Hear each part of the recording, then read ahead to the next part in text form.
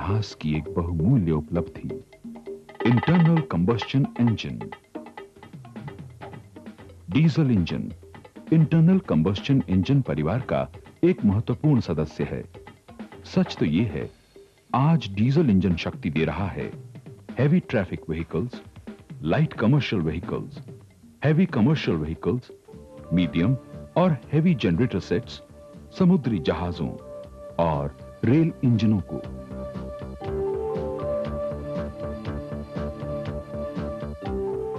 एक internal combustion engine की तुलना हम आदमी के शरीर से कर सकते हैं, जो कि सब इंजनों से ज्यादा जटिल है।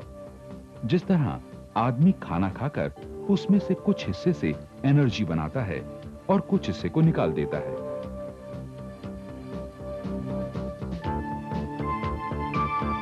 ठीक उसी तरह डीजल इंजन भी डीजल और हवा के मिश्रण में से कुछ हिस्से को थर्मल एनर्जी से मैकेनिकल एनर्जी में बदलता है और बेकार गैसों को अपने एग्जॉस्ट सिस्टम से बाहर निकाल देता है। डीजल इंजन को एक अच्छे डीजल की जरूरत होती है, ठीक उसी तरह जिस तरह आदमी को अच्छे खाने की जरूरत होती है। यदि आप डीजल वाले वाहन या कारखाने में डीजल जनरेटर का इस्तेमाल करते हैं, तो डीजल इंजन के फ्यूल इंजेक्शन सिस्टम और इंजन में डीजल के जलने की जानकारी बहुत जरूरी है।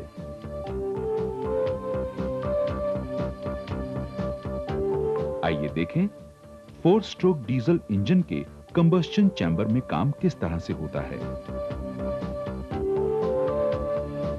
पहले स्ट्रोक में पिस्टन नीचे की तरफ जाता है और हवा सिलेंडर में भरती है।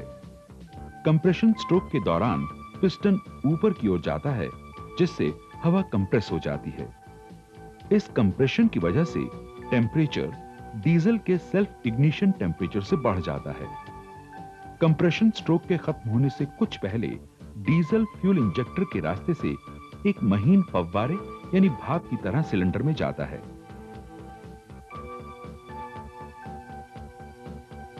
कंप्रेस्ड हवा के ज्यादा प्रेशर और टेम्परेचर की वजह से डीजल वेपोराइज होकर जलता है। इससे टेम्परेचर और प्रेशर और भी बढ़ जाते हैं और गर्म गैसें पिस्टन को नीचे की ओर धकेलकर इंजन को पावर देती हैं और आखिरी यानी एग्जॉस्ट स्ट्रोक में पिस्टन ऊपर की ओर चला जाता है।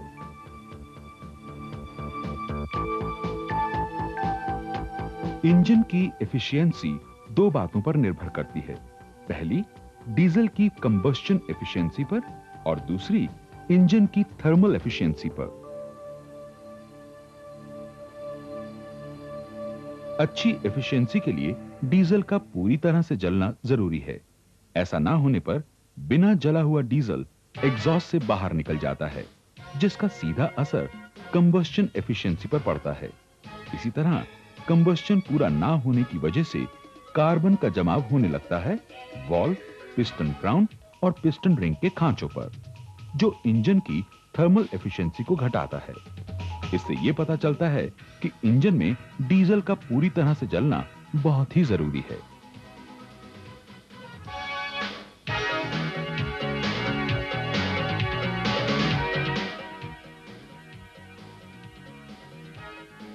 डीजल का पूरी तरह से जलना इसलिए मुश्किल हो जाता है क्योंकि इसे जलने के लिए बहुत कम वक्त मिलता है।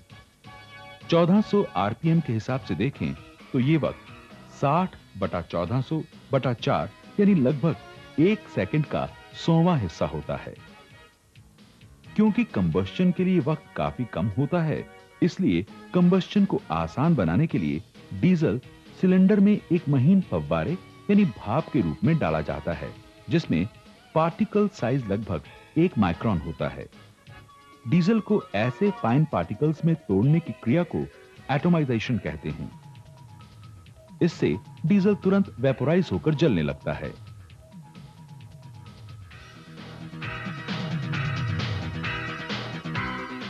एटोमाइजेशन के लिए एक पॉजिटिव डिस्प्लेसमेंट फ्यूल पंप का इस्तेमाल किया जाता है, जो कि डीजल को नोजल के बारीक छेदों में से पंप करता है।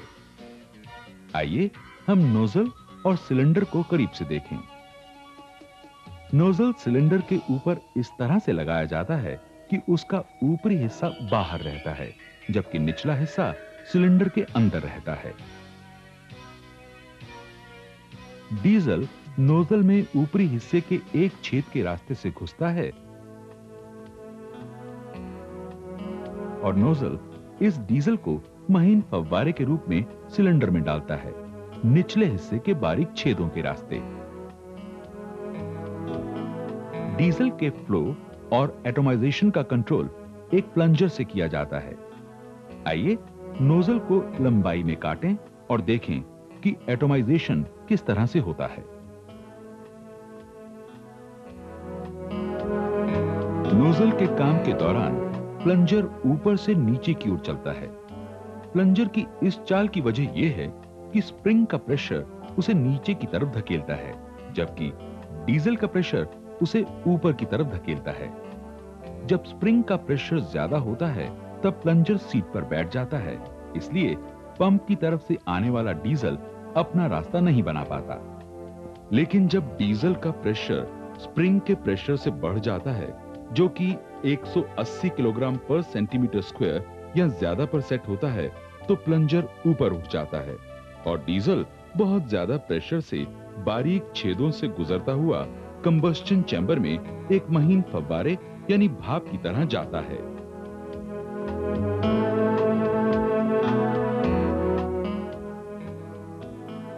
यह सब तभी हो सकता है जब नोजल सीट साफ हो, लेकिन नोजल के काम के दौरान डीजल सीट पर चिपचिपा पदार्थ यानी गम छोड़ता है।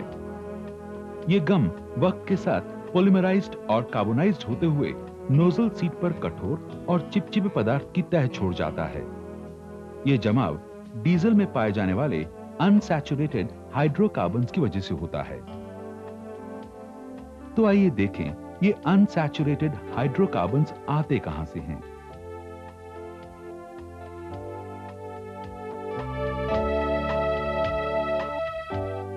सन 1970 से 1985 तक कच्चे तेल की कीमतें 20 से 25 गुना बढ़ीं।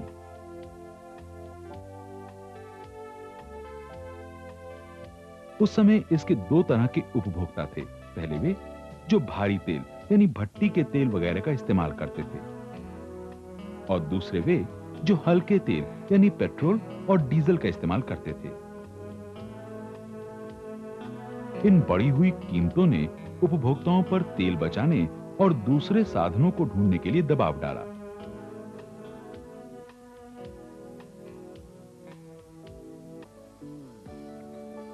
भारी तेल के उपभोक्ता दूसरे साधन ढूंढने और तेल बचाने में सफल रहे, जिससे इसकी मांग 30% कम हो गई। लेकिन हल्के तेलों के लिए ज्यादा विकल्प यानी ऑल्टरनेटिव्स नहीं थे। वैसे भी हल्के तेल ज्यादातर यातायात के लिए इस्तेमाल किए जाते हैं, जिसका सीधा संबंध आर्थिक तरक्की से है, इसलिए इनकी मांग 30% बढ़ गई।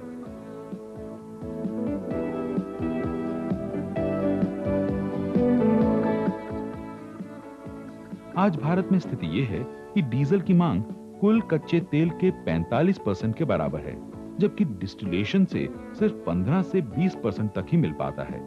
इसलिए भारत में ही नहीं बल्कि सारी दुनिया में ज्यादातर रिफाइनरीज में कैटालिटिक क्रैकर्स लगाए गए हैं, जो कि भारी तेल को हल्के तेल में बदलते हैं।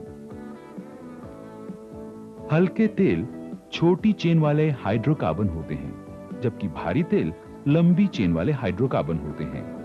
कैटालिटिक क्रैकिंग से लंबी चेनों को तोड़कर छोटी चेनें बनाई जाती हैं। इस तरह बने छोटी चेन वाले हाइड्रोकार्बन्स अनसैचुरेटेड होते हैं, जिनमें की ऑक्सीडेशन, पॉलीमराइजेशन और कार्बोनाइजेशन की संभावना ज्यादा होती है।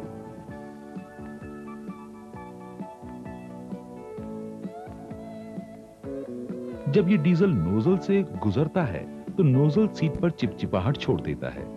इसे नोजल फाउलिंग कहते हैं।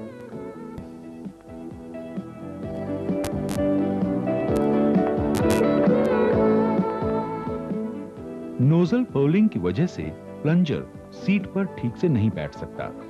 जब सीट साफ होती है तब प्लंजर ठीक से बैठ सकता है। इसलिए प्लंजर को उठाने और इंजेक्शन की शुरुआत के लिए पंप को स्प्रिंग प्रेशर से ज्यादा प्रेशर बनाना पड़ता है। इस वजह से एटमाइजेशन अच्छी होती है।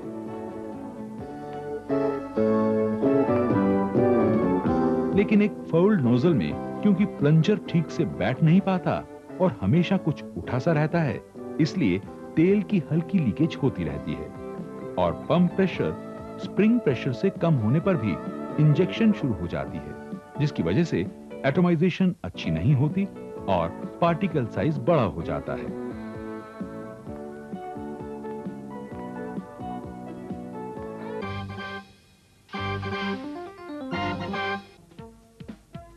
जब पार्टिकल साइज बड़ा होता है तब 3 समस्याएं आती हैं।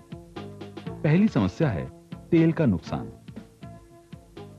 पार्टिकल साइज बड़ा होने और परिणाम स्वरूप कम सरफेस एरिया होने की वजह से वेपोराइजेशन उतनी जल्दी नहीं हो पाता जितनी कि पार्टिकल साइज छोटा होने पर होता है।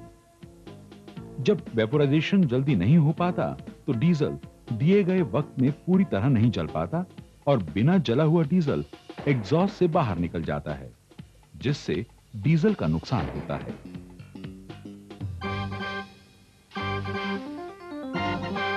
दूसरी समस्या है कार्बन का इकट्ठा होना।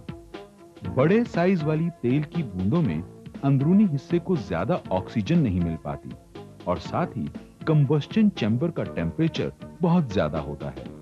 इसलिए बूंदों के अंदरूनी हिस्से को कम ऑक्सीजन के माहौल में बहुत ज्यादा टेम्परेचर का सामना करना पड़ता है। इससे कार्बन यानी धुआं बनता है। ये कार्बन वॉल्व, पिस्टन क्राउन और पिस्टन रिंग के खांचों में जमा हो जाता है। आमतौर से पिस्टन रिंग खांचे में आराम से चल पाते हैं और बाहर की ओर रहते हैं। इससे कंप्रेशन स्ट्रोक के दौरान कंबस्टन चैम्बर ठीक तरह से सील रहता है। लेकिन जब खांचों में कार्बन जम जाता है तब कंप्रेशन स्ट्रोक और पावर स्ट्रोक के दौरान प्रेशर गिर जाता है। तीसरी समस्या है प्रदूषण यानी पॉल्यूशन की, जो कि खतरनाक रूप धारण किए हुए है। बिना जले हुए हाइड्रोकार्बन और धुआं पॉल्यूशन फैलाते हैं, जिसके लिए आपके वाहनों और उद्योगों को जुर्माना किया जा सकता है।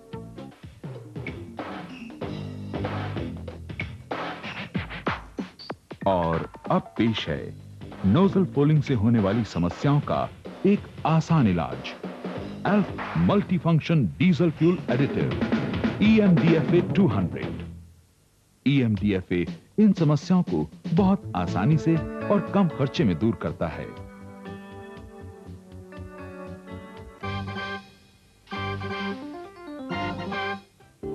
EMDFA के बहुत से फायदे हैं। सबसे पहला फायदा यह है कि यह फाउल नोजल को साफ करता है। फाउल नोजल में नोजल सीट पर गम पोलर बॉन्ड की वजह से जमी रहती है। EMDFA इस पोलर बॉन्ड को तोड़ता है और नोजल सीट को साफ करता है।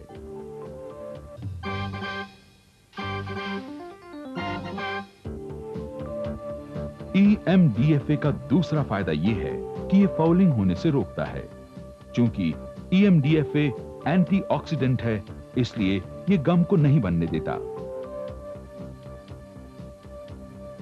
जैसा कि पहले बताया गया है, फाउलिंग की वजह है अनसैचुरेटेड हाइड्रोकार्बन्स के ऑक्सीडेशन और पॉलीमराइजेशन। कार्बन एटम की अनसैचुरेटेड वैलेंसीज खाली कुर्सियों की तरह होती हैं, जिन पर कि कोई भी बैठना चाहेगा। एंटीऑक्सीडेंट इन खाली स्थानों को घेरकर ऑक्सीडेशन और पॉलीमराइजेशन को रोकता है। इसका प्रमाण मिलता है यदि हम EMDFA वाले डीजल के एक सैंपल की तुलना बिना EMDFA वाले डीजल के सैंपल से करें। यह साफ है कि बिना EMDFA वाला डीजल ऑक्सीडेशन की वजह से काला पड़ गया है।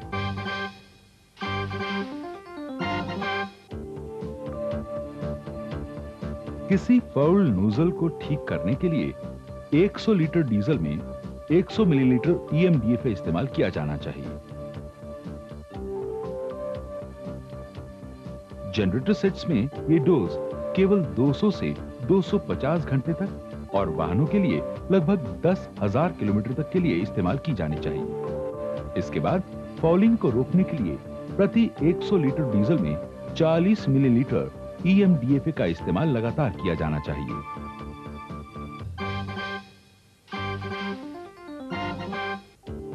EMDFA का अगला फायदा यह है कि ये सीटेन नंबर को बढ़ाता है।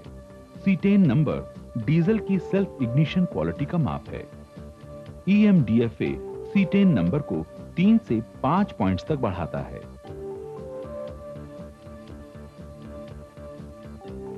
इससे डीजल इंजेक्शन के बाद जलने में देरी कम से कम होती है और डीजल को पूरी तरह जलने के लिए काफी वक्त मिल पाता है, जिससे तेल का नुकसान नहीं होता।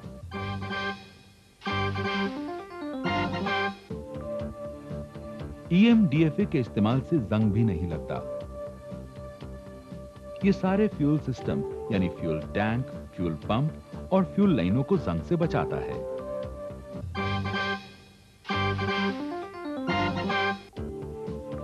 EMDFA से डीजल की चिकनाहट भी बढ़ जाती है। फ्यूल पंप और नोजल की ल्यूब्रिकेशन डीजल से ही होती है। डीजल में EMDFA के इस्तेमाल से इन पुर्जों की अच्छी लुब्रिकेशन होती रहती है, भले ही डीजल खुद सूखा हो।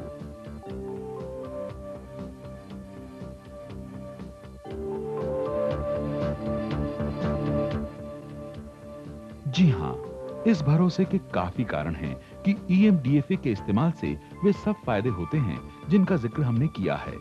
सबसे पहला कारण है EMDFA बनाने वाली कंपनी की साख।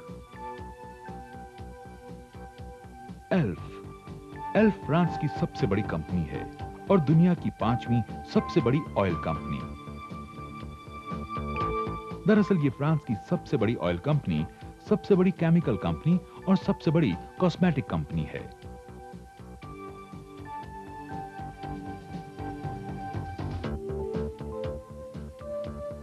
एल्फ और IFP ने मिलकर EMDFA को बनाया है। IFP पेट्रोलियम और अन्य प्रोसेस तकनीकों के लिए दुनिया भर में मशहूर है।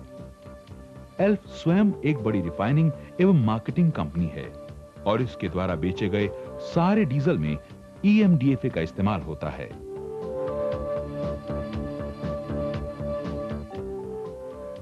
फ्रांस के उद्योग मंत्रालय ने कानूनी आवश्यकता अनुसार EMDFA का इवैल्यूएशन किया है। मंत्रालय ने यह सर्टिफाई किया है कि EMDFA से इंजन और एनवायरनमेंट को कोई नुकसान नहीं पहुंचता। विभिन्न तेलों को सर्टिफाई करने के लिए अमेरिका की कमिंस द्वारा नियुक्त सैन एंटोनियो टेक्सास स्थित साउथ वेस्ट रिसर्च इंस्टीट्यूट ने भी 500 ppm EMDFA वाले डीजल पर कमिंस टेस्ट प्रोसीजर के अनुसार नोजल कार्बनिंग टेस्ट किया और उसे सुपीरियर रेटिंग दी।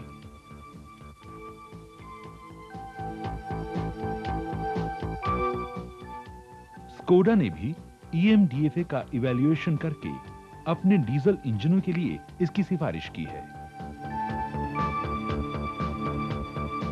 पील स्टिक और वॉर्सिला जैसे धीमी गति के जहाजी इंजन जिनमें की भारी तेलों का इस्तेमाल किया जाता है, उनके निर्माताओं ने भी EMDFA वाले डीजल को योग्य करार दिया है। किर्लोस्कर ऑयल इंजन लिमिटेड, जो कि भारत में पील स्टिक के इंजन बेचते हैं, उन्होंने भी EMDFA को इन इंजनों में इस्तेमाल करने की रजामंदी दी है। जिन इंजनों में भारी तेलों का इस्तेमाल होता है, वो डीजल की एटमाइजेशन पर बहुत ज्यादा निर्भर होते हैं। क्योंकि इन तेलों का बॉइलिंग फ्रैक्शन बहुत ज्यादा होता है, इसलिए एटमाइजेशन थोड़ा भी खराब हो तो इंजन की परफॉर्मेंस पर बहुत ज्यादा असर पड़ता है। ऐसे में EMDFA का इस्तेमाल बहुत फायदेमंद होता है।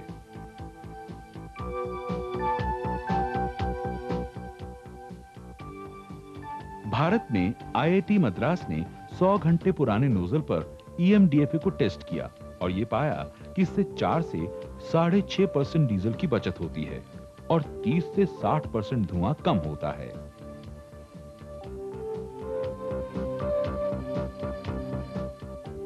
टेल्को ERC पुणे ने भी EMDFA वाले डीजल को 20,000 किलोमीटर चले हुए इंजन पर परखा और 5% डीजल की बचत सर्टिफाई की।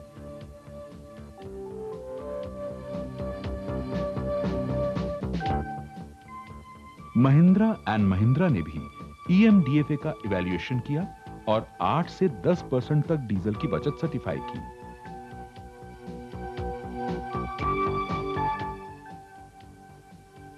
इन इवैल्यूएशंस और सर्टिफिकेट से इन कंपनियों और संस्थानों का ईएमडीएफए की क्षमता पर भरोसा साबित होता है।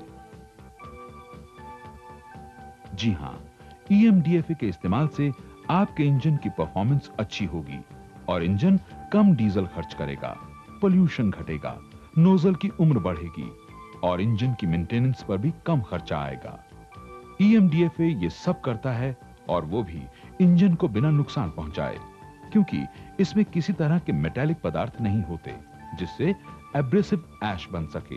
यदि आप भी ये सब फायदे उठाना चाहते हैं तो आज ही ईएमडीएफए का इस्तेमाल शुरू करें और एक सुनहरे कल की ओर कदम बढ़ाएं।